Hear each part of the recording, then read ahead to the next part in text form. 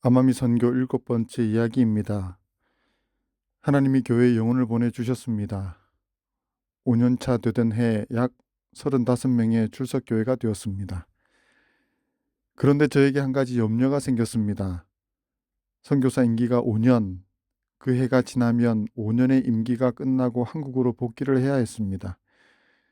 그런데 제가 복귀하고 나면 지급되던 예배당의 임대료의 지급이 끊기고 교회는 목자 없는 교회가 되어 양들이 뿔뿔이 흩어질 것이 눈에 보였습니다. 저는 이 사실이 너무나 큰 고통으로 다가왔습니다. 견딜 수 없는 마음으로 아내에게 제안을 했습니다. 우리 특별 기도회를 갖자. 그리고 하나님의 응답을 기다리자. 그날로 2달간 우리 부부는 새벽 4시에 일어나 교회로 발걸음을 했습니다. 매일 약 2시간 동안 하나님께 매달렸고 하나님은 저에게 기도의 영을 부어주셨습니다. 나중에는 두 가정이 함께 기도회에 동참했고 함께 교회의 미래를 위하여 기도했습니다. 하나님이 그 기도에 응답하셨을까요? 응답하셨다면 어떻게 응답하셨을까요? 그해 봄, 일본 연합회 총무부장 겸 PMM 코디네이터였던 야마지 목사님이 낮에 교회를 방문하셨습니다. 그런데 야마지 목사님의 아버지가 이전 오키나와 합회장으로 계실 때 낮에 교회를 겸임하셨기 때문에 야마지 목사님은 낮에 교회의 이전의 모습을 너무나 잘 알고 있었습니다. 목사님은 변화된 낮의 교회를 보고 돌아가셨습니다. 그 후에 예상치 못한 일들이 일어났습니다. 우리가 매기 마지막 안식일에 드리는 세계 선교 헌금이 매 5년마다 5개 대륙으로 나누어지는데 2011년에 그 헌금이 일본으로 오게 되었다는 것입니다. 그래서 그 헌금을 받기 위하여 여러 기관들과 교회들이 줄을 서 있었습니다. 놀랍게도 야마지 목사님이 아마미 나제에 교회가 필요하다. 아마미에 교회를 건축하는데 그 자금을 사용하자고 제안했고 모든 후보지를 물리치고 그 제안이 받아들여졌습니다. 1억 5천만 원. 그 소중한 헌금이 교회 건축의 종잣돈이 되었고 그 후에 한 집사님 가정이 1억 5천만 원을 약속해 교회 건축은 급물산을 타게 되었습니다.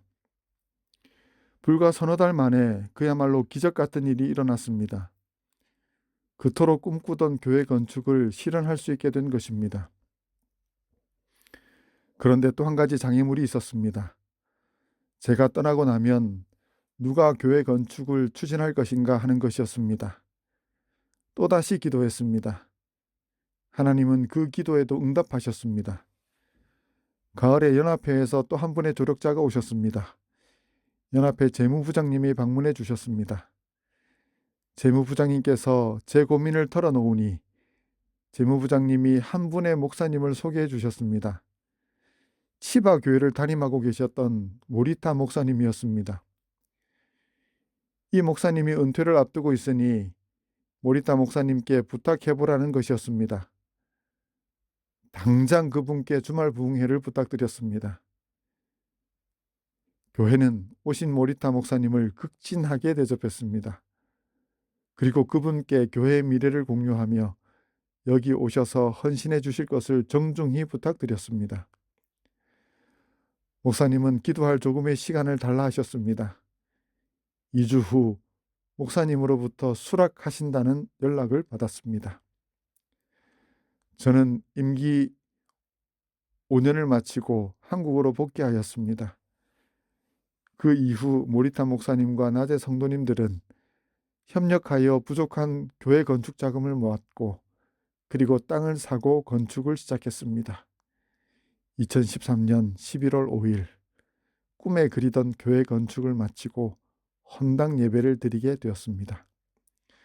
저의 가족은 모두 헌당 예배에 초청을 받았습니다. 헌당 예배의 축사와 함께 저희 가족이 특창을 했습니다. 그런데 특창을 하는데 지난 5년의 시간이 주마등처럼 스쳐 지나갔습니다. 감당할 수 없이 힘들 때도 있었고 표현할 수 없이 감격하고 기쁠 때도 많았습니다. 그러나 지나온 모든 일들이 하나님의 은혜였고 그 하나님의 은혜가 감사하고 감격스러워 눈에서 눈물이 났습니다. 옆에 있던 아내도 그랬나 봅니다. 약속이나 한 듯 둘은 노래를 부르지 못하고 울기만 했습니다. 울음은 전염성이 강합니다. 모든 성도가 함께 울었습니다. 아마미나제 교회는 여전히 안식일이면 성도들이 모여 예배를 드리고 있습니다. 안타깝게도 일본 연합회의 사정상 지금은 목회자 부재 교회가 되어 20명 정도 되는 성도가 모입니다. 아마미나제 교회를 위해 기도해 주시기 바랍니다. 그 기도가 힘이 됩니다. 저는 이제 일주일간의 아마미 선교 이야기를 마치려 합니다. 수많은 사람들의 사랑을 받는 찬양이 있습니다. 하나님의 은혜라는 찬양입니다. 저도 이 찬양을 정말 좋아합니다.